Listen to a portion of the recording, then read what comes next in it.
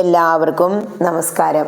ഇന്ന് നാരായണീയം 24-ാം ദശകത്തിലെ 3-ാമത്തെ ശ്ലോകത്തെക്കുറിച്ച് ചിന്തിക്കാം.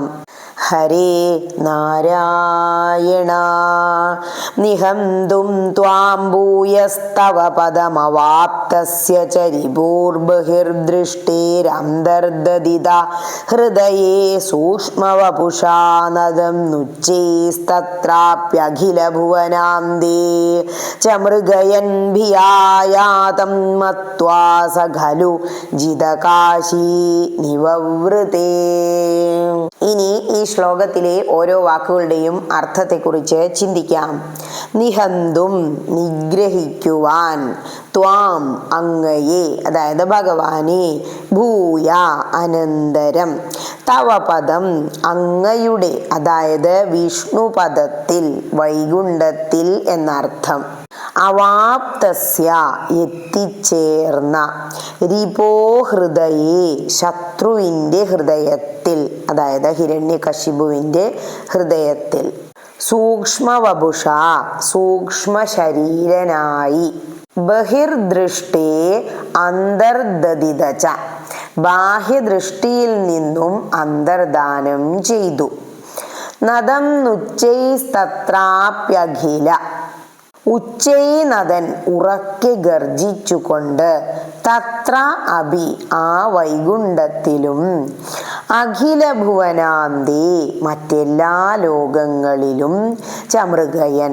അന്വേഷിച്ചു പക്ഷേ കണ്ടുകിട്ടിയില്ല, ഭിയാ യാതം മത്വാ സഖലു സ ഖലു ഭിയാ യാതം മത്വാ അവനാകട്ടെ അങ്ങ് ഭീതനായി എങ്ങോട്ടെങ്കിലും ഓടിപ്പോയിരിക്കുമെന്ന് വിചാരിച്ചു, ജിതകാശി നിവവൃതേ വിജയഭാവത്തോടെ മടങ്ങിപ്പോരുകയും ചെയ്തു.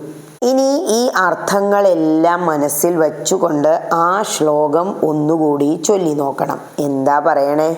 അതായത് തപശക്തിയിൽ അന്ധനായ ഹിരണ്യകശിപു സ്വർഗലോകം എല്ലാം കവർന്നെടുത്തു എന്ന് പറഞ്ഞില്ലേ? അതിനുശേഷം ഭഗവാനെ വധിക്കാനായി നേരെ വൈകുണ്ഠത്തിലേക്ക് അങ്ങോട്ട് പോയി. ഭഗവാനാണെങ്കിൽ അപ്പോൾ എന്താ ചെയ്തേ? ഈ ഹിരണ്യകശിപുവിൻ്റെ ബാഹ്യദൃഷ്ടിയിൽ നിന്നും മറഞ്ഞ് അവൻ്റെ തന്നെ ഹൃദയത്തിൽ സൂക്ഷ്മ ശരീരനായി ലയിച്ചു ചേർന്നു.